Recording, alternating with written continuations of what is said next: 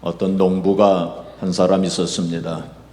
이 농부는 산비탈에 있는 돌밭에 농사를 해서 살아가는 가난한 농부였습니다. 그런데 이 돌밭도 자기 것이 아니었어요.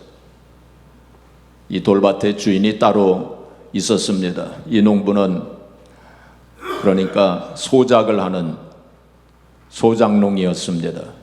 근데 하루는 그 돌밭에 곡괭이를 이제 가지고 땅을 파는데 쨍 하는 소리가 들렸습니다. 그래서 돌에 부딪혔는가 보다. 그리고 다시 한번 내리치니까 이번에는 쨍그랑 하는 소리가 들렸습니다. 이게 뭔가 곡괭이를 내려놓고서는 손으로 막 이렇게 파보니까 거기에 큰 항아리가 나왔어요. 그리고 그 위에 뚜껑이 있는데 그래서 흙을 털어내고 그리고는 뚜껑을 열어보니까 이게 웬일입니까? 그 항아리에 보화가 가득 차 있는 것을 발견하게 되었습니다. 이 농부는 깜짝 놀랐죠. 이게 꿈인가 생시인가 정신을 못 차릴 정도였습니다. 그리고는 정신을 차린 후에 이제 다시 뚜껑을 덮고서는 그리고는 흙으로 막 이렇게 덮어 놓았습니다. 그리고는 집으로 돌아와서 그날 밤 한숨도 자지 못한 채 어떻게 할까? 저 보화를 어떻게 할까? 그렇게 생각을 하다가 결심을 합니다. 그리고는 그 다음날 이제 그 돌밭 주인을 찾아갑니다. 어르신 계십니까? 하면서 그 집에 들어갑니다. 그러니까 주인이 나오면서 자네가 웬일인가? 주인님께 좀 상의드릴 말씀이 있어서 왔습니다. 그래? 들어와. 그래서 방에 앉아서 무슨 일인가? 네, 주인님, 제가 그 돌밭 있지 않습니까?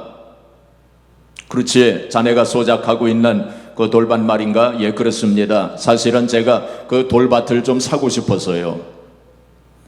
그래? 그 돌밭을 사겠다고? 그 주인은 마음속에 좀 놀랐습니다.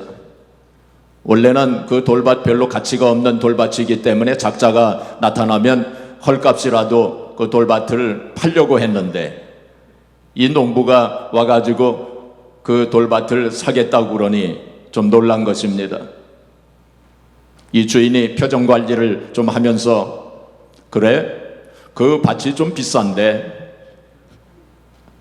사실은 헐값에라도 팔려고 했는데 이제 사겠다고 하니까 좀 값을 올려도 되겠다 이런 생각을 하고 그 값이 좀 비싼데 그러니까 이 농부가 비싸더라도 사겠습니다. 그러면 이만큼 내야 되는데 그거 낼 수 있나? 가격을 제시했습니다. 농부가 그래도 제가 사겠습니다. 그리고서는 거기서 이제 계약서를 작성해 가지고 계약금을 주고 그리고는 잔금을 이제 며칠 내로 갚겠다고 그렇게 약속을 하고 나왔습니다. 주인은 마음속에 쾌재를 불렀습니다. 얼마나 기뻤는지 그 쓸모도 없는 그 돌밭을 그렇게 비싼 가격에 팔았으니 횡재를 만났다고 그렇게 생각을 했습니다. 그러나 더욱 기뻐한 것은 그 농부였습니다. 정말로 그 마음속에 기쁨이 충만해져 가지고 집으로 돌아왔습니다. 그리고는 가족들을 불러 모아놓고서는 내가 그 돌밭을 샀노라고 얘기했습니다. 가족들이 깜짝 놀랐죠. 아내가 펄펄 뛰었습니다. 자식들도 아우성이었습니다. 그러면 우리는 어떻게 하느냐고 모든 것 그 아버지가 모든 것을 다 팔아서 그 잔금을 내야 된다고 그러니까 그러면 우리는 그러면 길 밖으로 나가야 되는 거 아니냐고.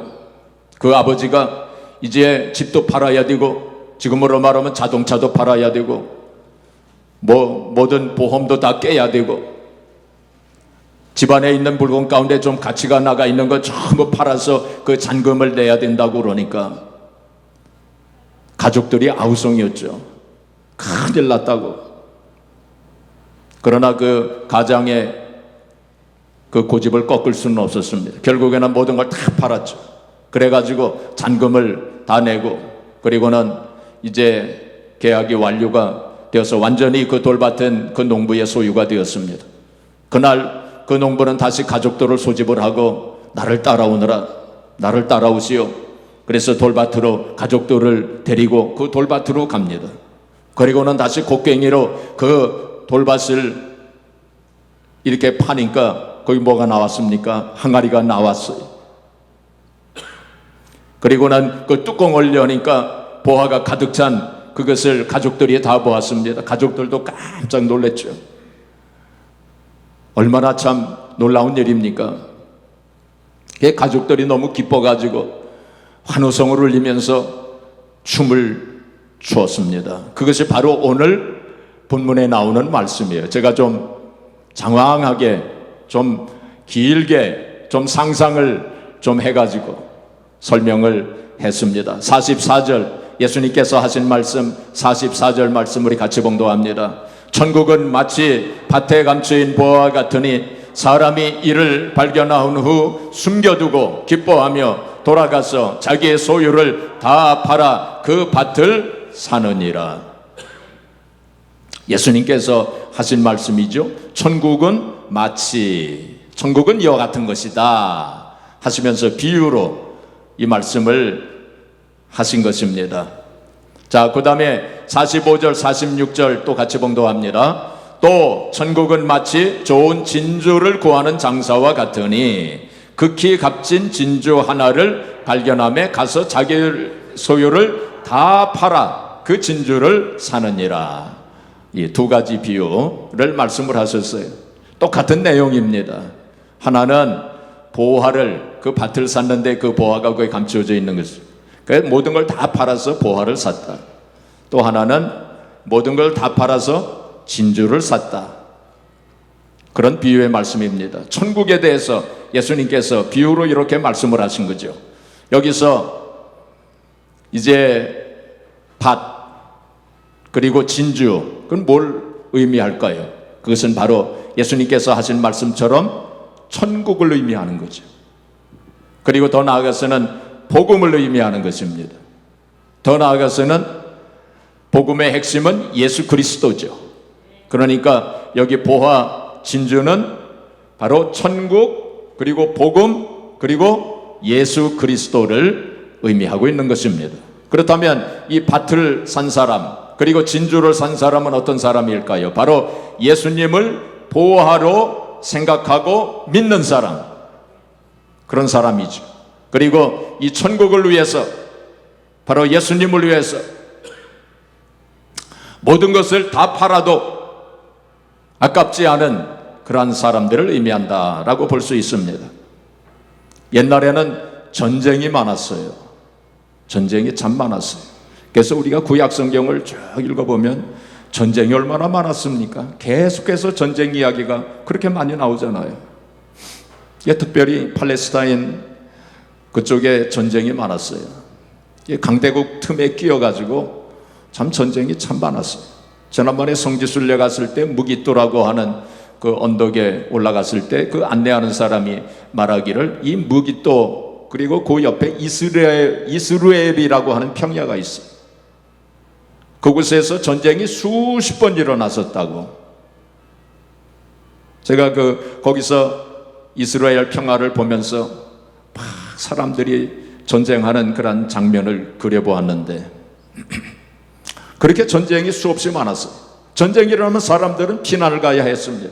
갑자기 피난 보따리를 싸가지고 도망을 가야 되는데 금은 보화가 있는 사람들은 어떻게 했을까요? 그걸 어떻게 가지고 갈 수도 없고, 그래서 땅을 파가지고 항아리에 그걸 놓고 흙으로 이렇게 덮은 것입니다. 그것밖에 없었어요. 저장할 수 있는 방법이. 그래서 그 당시 랍비들도 제자들에게 보물을 저장할 수 있는 가장 좋은 방법은 땅에 묻는 것이다 하고 랍비들도 그렇게 제자들에게 가르쳤다고 합니다. 근데 그 보화를 땅에 묻고서는 피난을 갔는데 그 주인이 돌아오지 못하는 경우도 많았을 것이고 갑자기 죽는 경우도 많았을 거예요. 그러면은 그 보화가 그냥 땅 속에 묻혀 있게 되지 않겠습니까? 오늘 본문에 나오는 그 농부는 바로 그 보화를 발견한 거예요. 그래서 이 두 비유는 비슷한 내용을 가지고 있기 때문에 쌍둥이 비유라고 그렇게 학자들은 말하고 있습니다. 그러니까 아까도 말씀을 드렸지만은 이 두 비유가 모두가 다 모든 것을 팔아서 하나를 산 거죠. 모든 것을 팔아서 보화를 사고 모든 것을 팔아서 진주를 산 거죠. 예수님께서 모든 걸 다 팔아서 이 하나를 사라, 그렇게 말씀하신 거죠. 그런데 사실 예수님께서 그렇게 말씀하신 것은 참으로 위험한 말씀을 하신 거예요. 세상적인 관점에서 볼 땐 그렇다는 것입니다. 천국의 관점이 아니라 세상의 관점에서 볼 때는 모든 걸 다 팔아서 하나를 사라, 굉장히 위험한 발상입니다. 투자 전문가들이 늘 하는 이야기가, 투자를 할 때는 분산 투자를 해라. 영어로는 diversification이라고 그러잖아요. 분산 투자를 해야 한다는 거예요. 투자를 할 때 한 곳에, 요즘에 몰빵이란 말을 좀 하는 것 같더라고요, 사람들이. 몰빵하지 말고, 한 곳에 몰빵하지 말고 분산해서 투자를 해라. 그러니까 투자를 할 때는 부동산 투자도 좀 하고, 그 다음에 주식 투자도 좀 하고, 금도 좀 사고, 또 뭘 사야 되죠? 채권도 좀 사고, 그리고는 보험도 좀 사고, 요즘에는 무슨 미술품이라든지 뭐 예술품, 골동품 뭐 이런 것도 뭐 투자를 하는 사람들이 있는 것 같아요. 물론 우리 같이 아무것도 없는 사람, 뭐 투자할 돈이 없는 사람들은 뭐 그런 걱정 안 하지만, 돈이 좀 있는 사람, 재산이 좀 있는 사람들은 걱정을 많이 합니다. 어디에 투자를 할 것인가. 그래서 골고루 여기에도 하고 여기에도 하고 골고루 투자를 하는 것이 투자의 제1원칙이에요. 그래서 투자 전문가들이 늘 하는 얘기가, 달걀을 한 바구니에 담지 말라. 한 바구니에 달걀을 다 담게 되면 그 바구니를 놓치게 되면 그 안에 있는 달걀이 모두 다 깨지지 않습니까? 그러니까 달걀을 이쪽 바구니에도 좀 담고, 이쪽 바구니에도 담고, 저쪽 바구니에도 좀 담고, 이렇게 분산해서 담으라는 거예요. 근데 예수님께서 뭐라고 말씀하셨습니까? 한 바구니에 담으라. 모든 것을 팔아서 하나만 사라. 그렇게 말씀하신 거 아닙니까? 그러니까 이 투자 전문가들이 보면은 아주 위험한 말씀을 하신 거예요. 그러면 예수님께서 투자의 원칙을 몰라서 그런 말씀하셨을까요? 아닙니다. 예수님은 최고의 투자 전문가이세요. 예수님께서는 30배, 60배, 100배로 결실하시는 그러한 분이십니다. 그러니까 퍼센테이지로 따지면 3000배, 3000%, 6000%, 8000%예요. 1000%입니다. 그렇죠? 그러니까 뭐 이 세상에 어떤 투자 전문가와 비교할 수 없는 그러한 분이십니다. 예수님은 무에서 유를 창조하시는 그러한 분께서 모든 것을 다 팔아서 하나를 사라. 세상 말로 말하면 몰빵을 해라. 그렇게 말씀을 하셨는데, 예수님께서 바로 그 말씀을 하신 것은 충분한 이유와 근거가 있어서 그 말씀을 하신 것이 틀림없습니다. 그래서 오늘 본문을 통해서 그 이유와 근거를 잠시 생각해 보도록 하겠습니다. 첫째로, 예수님께서 그렇게 말씀하신 것은 천국, 복음, 예수 그리스도가 제일 중요하기 때문이다. 바로 이 보화와 진주는 아까 말씀드린 대로 천국을 나타내고 복음을 나타내고 예수 그리스도를 나타낸다고 그랬죠. 예수님께서 그렇게 말씀을 하신 것은 모든 걸 다 팔아서 이거를 사라, 이 하나를 사라라고 말씀하신 것은 이것이 제일 중요하기 때문에, 모든 것이 다 있어도 이것이 없으면 다 소용없는 것이 되기 때문에, 이러한 것은 생명과 관련이 있기 때문에 예수님께서 이 말씀을 하신 거예요. 뭐와 관련이 있어요? 생명과 관련이 있는 거예요. 자, 마태복음 16장 26절 보시겠습니다. 자, 같이 봉독합니다. 사람이 만일 온 천하를 얻고도 제 목숨을 잃으면 무엇이 유익하리요? 사람이 무엇을 주고 제 목숨과 바꾸겠느냐? 모든 것을 다 가지고 있어도 제 목숨을 잃으면 다 소용없는 일이에요. 이 세상에 모든 걸 다 가지고 있어도 나중에 천국에 가지 못한다면 다 소용없는 일이 되고 만다는 거예요. 바로 이 천국 복음 예수 그리스도는 생명과 관련된 것이기 때문에, 그래서 모든 것을 다 팔아서라도, 모든 것을 다 희생해서라도 이것을 사야 한다, 이것을 구해야 된다. 주님께서 그렇게 말씀하신 것입니다. 한국에서 어떤 분이 돌아가셨어요. 그래서 장례 예배를 드리고 이제는 하관 예배를 드리기 위해서 장지에 갑니다.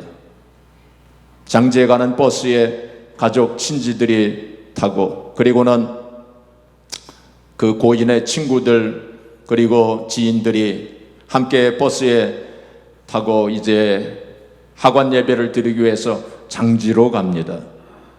그런데 그 장지로 가는 도중에 갑자기 이 버스 스피커에 그 돌아가신 분의 목소리가 들립니다.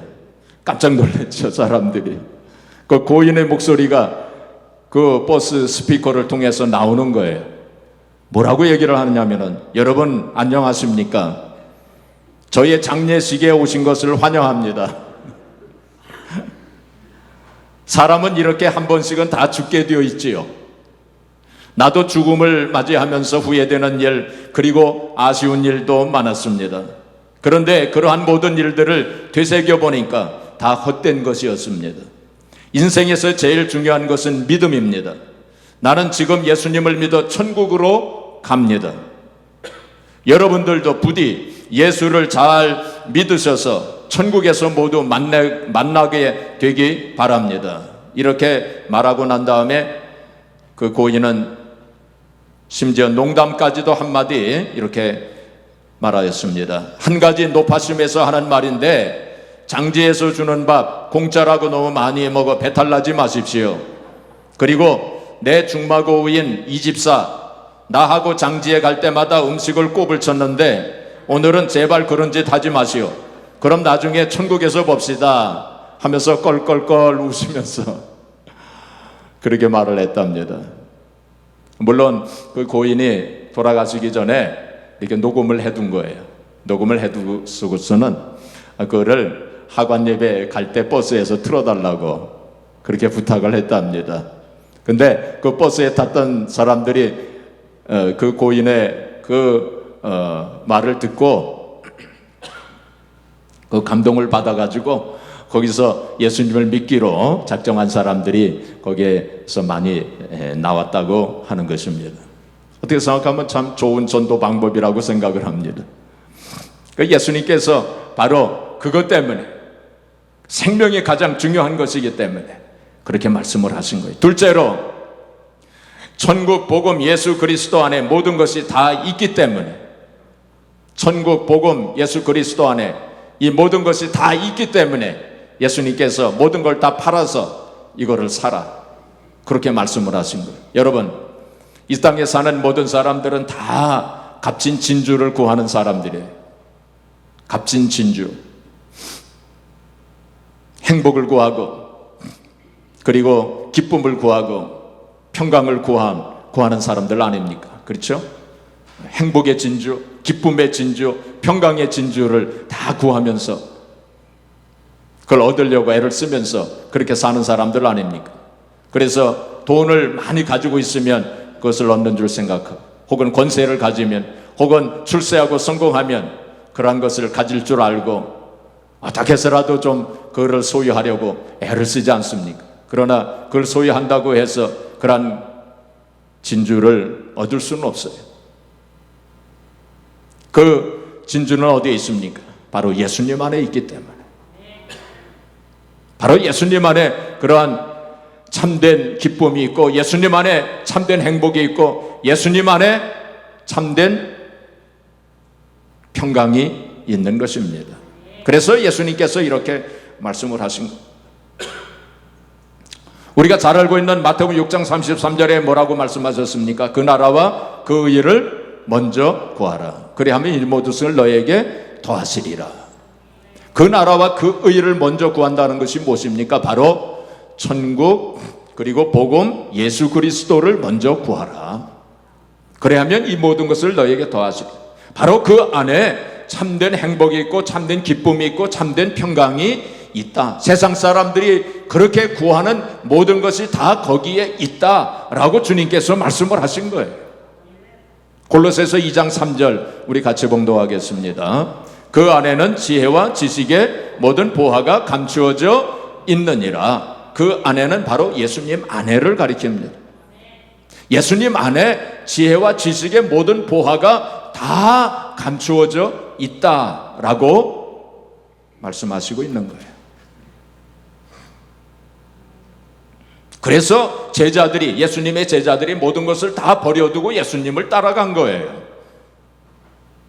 그리고 바울 사도가 사실은 예수님을 만나기 전에는 세상적으로 자랑할 것이 많이 있었던 사람이었습니다. 자부심을 가지고 살았던 사람이었어요. 그러나 예수님을 만난 후에 보니까 그러한 것이 아무 소용이 없다고 하는 것을 깨닫게 됩니다. 심지어는 배설물 같다, 그렇게 표현했습니다. 또한 해롭다고, 심지어는 해롭다고 그렇게 표현을 하면서 예수 그리스도를 아는 지식이 가장 고상하다. 그리고 예수님을 발견하고 예수님 안에서 발견되고자 나는 산다라고 그렇게 고백했어요. 그러니까 그것은 무슨 뜻입니까? 예수님 안에 모든 것이 있다는 것을 고백한 거예요. 빌립보서 3장 8절 9절 우리 같이 봉독합니다. 또한 모든 것을 해로 여김은 내 주 그리스도 예수를 아는 지식이 가장 고상하기 때문이라. 내가 그를 위하여 모든 것을 잃어버리고 배설물로 여김은 그리스도를 얻고 그 안에서 발견되려 함이니 내가 가진 의는 율법에서 난 것이 아니오 오직 그리스도를 믿음으로 말미암은 것이니 곧 믿음으로 하나님께로부터 난 의라 라고 고백했습니다. 그리고 구약 성경에 보면 모세라고 하는 인물이 있었죠. 모세도 같은 선택을 했던 사람이었습니다. 자, 히브리서 11장 24절 26절 또 같이 봉독합니다. 믿음으로 모세는 장성하여 바로의 공주의 아들이라 칭함받기를 거절하고 도리어 하나님의 백성과 함께 고난받기를 잠시 죄악의 낙을 누리는 것보다 더 좋아하고 그리스도를 위하여 받는 수모를 애굽의 모든 보화보다 더 큰 재물로 여겼으니 이는 상주심을 바라보며.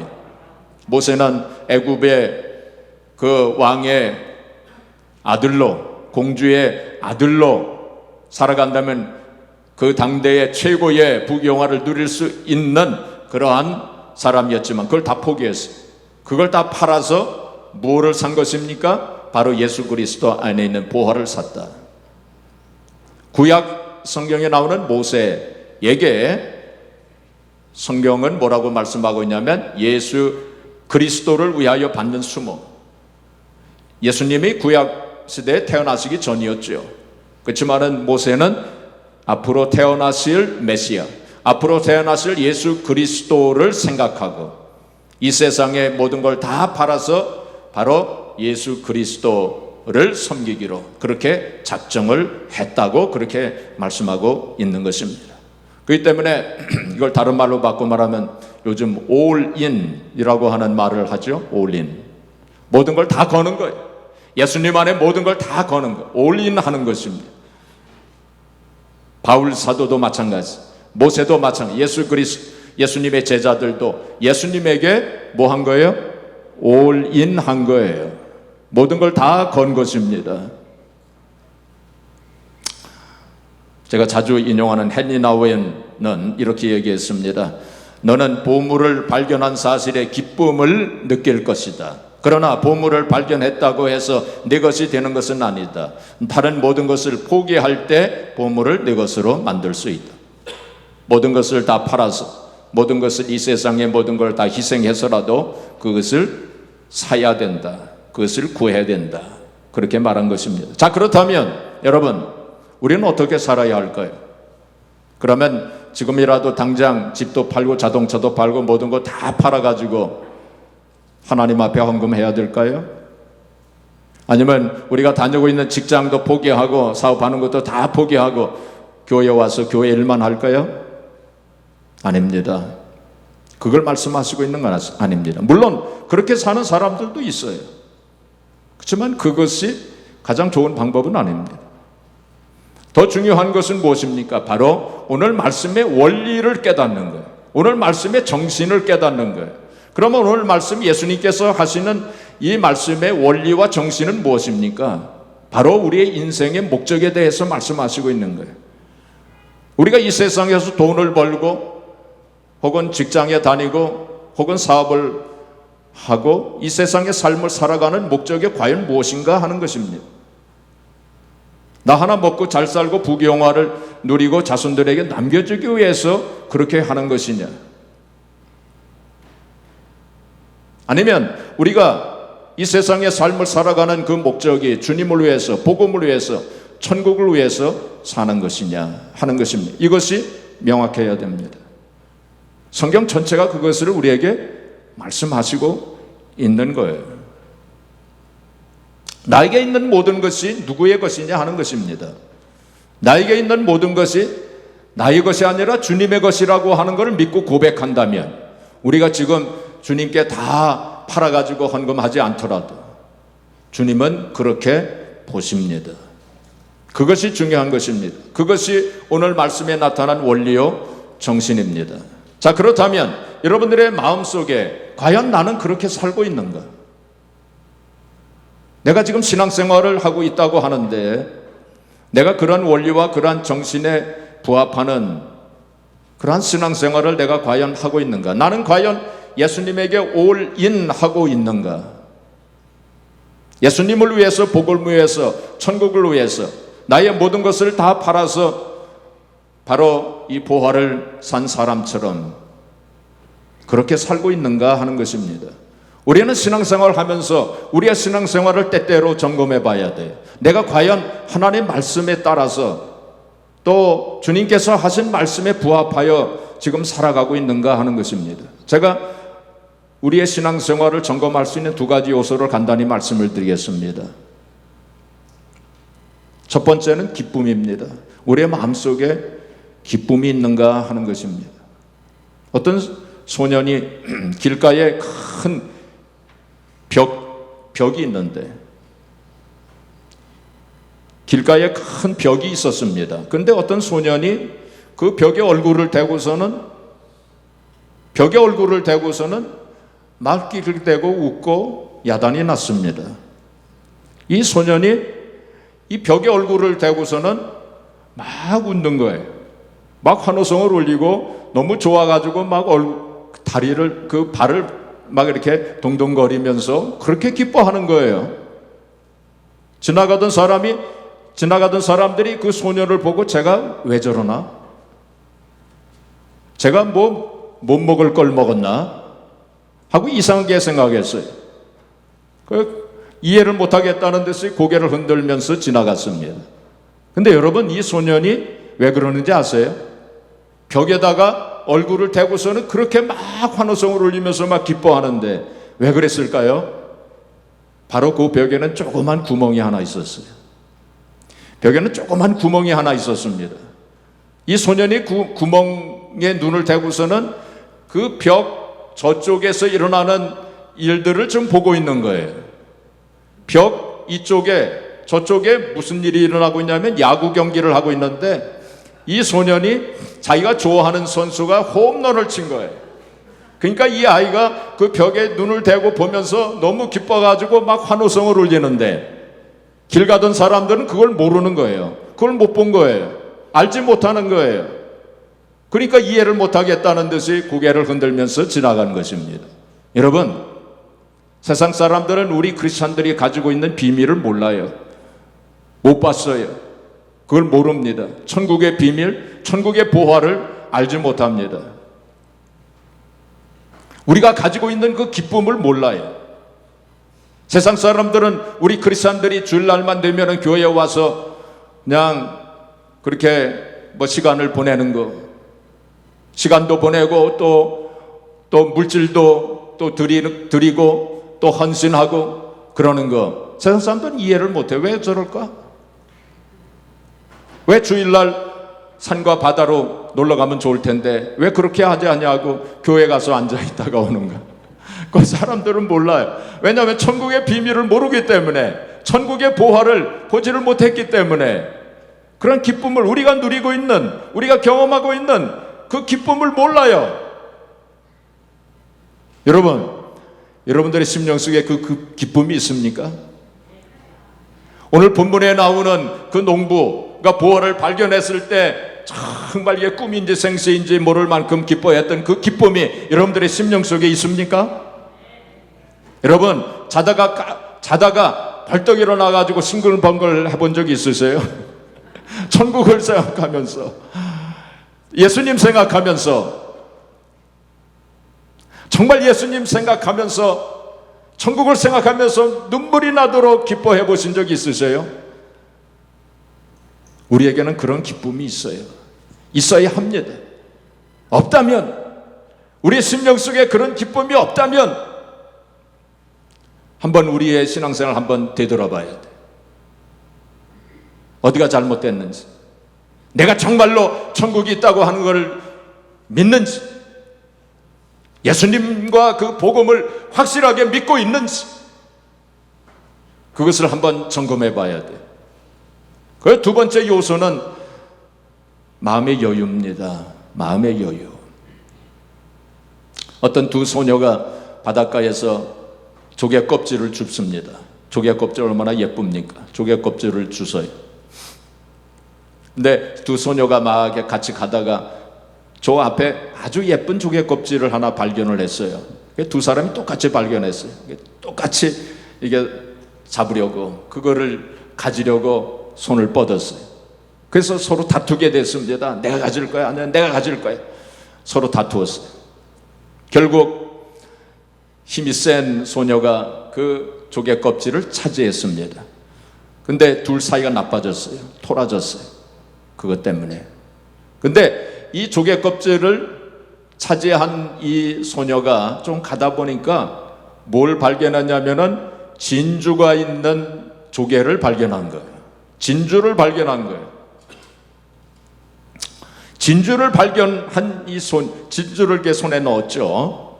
진주를 손에 넣은 소녀가 그 다른 소녀에게로 갑니다. 그리고는 아까 빼앗았던 그 조개 껍질을 그 아이에게 줘요. 이제는 아무 소용이 없어요. 진주에 비하면 이 조개 껍질은 아무것도 아닙니다. 그렇죠? 바로 크리스찬의 마음이 그래야 됩니다. 여러분, 이 땅에 살면서 많은 사람들이 참 아웅다웅하면서 서로 다투면서 싸우면서 신경질 내면서 토라지면서 쉽게 짜증도 내고 용서도 잘 안 하고 그러면서 살지 않습니까? 크리스찬들 가운데도 그런 사람들이 있어요.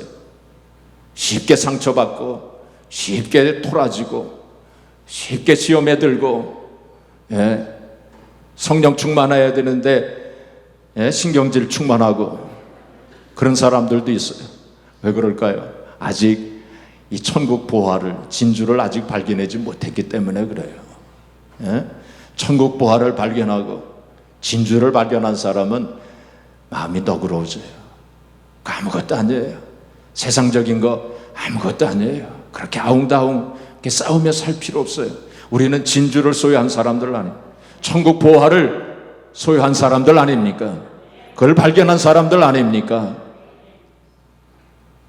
자, 마지막으로 성경 구절 한 군데 보겠습니다. 47절부터 50절까지. 이거는 주님께서 세 번째 천국은 마치 하시면서 천국에 대한 비유의 말씀하신 거예요. 그냥 읽고 제가 긴 설명은 안 합니다. 이것은. 자, 같이 봉독합니다. 또 천국은 마치 바다에 치고 각종 물고기를 모는 그물과 같으니 그 물에 가득하며 가루 끌어내고 앉아서 좋은 것은 그릇에 담고 못된 것은 내버리느니라. 세상 끝에도 이러하리라. 천사들이 와서 의인 중에서 악인을 갈라내어 불못불에 던져 넣으리니 거기서 울며 이를 갈리라. 이건 예수님께서 천국은 마치 하시면서 이 말씀하신 거예요. 이건 심판에 대한 말씀이에요. 마지막 때 심판이 있을 것이다. 믿지 않는 사람들은 생명에 관한 심판을 받을 것이고 믿는 사람들은 상급에 대한 심판을 받을 것입니다. 이제 말씀을 정리합니다. 교회라고 하는 것은 어떤 곳입니까? 교회는 바로 오늘 본문에 나오는 사람처럼 보화를 발견한 사람들이 모이는 곳이 바로 교회입니다. 교회란 것은 어떤 곳입니까? 바로 오늘 본문에 나오는 진주를 발견한 사람, 모든 걸 다 팔아가지고 진주를 산 것처럼 바로 우리는 모든 걸 다 팔아서 천국 진주, 천국 보화를 소유한 사람들이 모인 곳이 바로 교회입니다. 여러분, 우리가 이 땅에 살면서 주님 앞에 서는 그날까지 이거를 꼭 잃어버리지 말아야 됩니다. 세상적인 것 어떤 것에도 우리가 그것을 바꾸어서는 안 됩니다. 그렇죠? 모든 것을 다 팔아서라도, 모든 것을 다 희생시켜서라도 이거를 잊지 말고 그걸 꼭 소유해야 됩니다. 천국 그리고 복음 예수 그리스도를 영원히 소유하심으로 영원한 기쁨 가운데서 하나님 앞에 영광 돌리시는 저와 여러분들이 되어지기를 주님의 이름으로 축복합니다.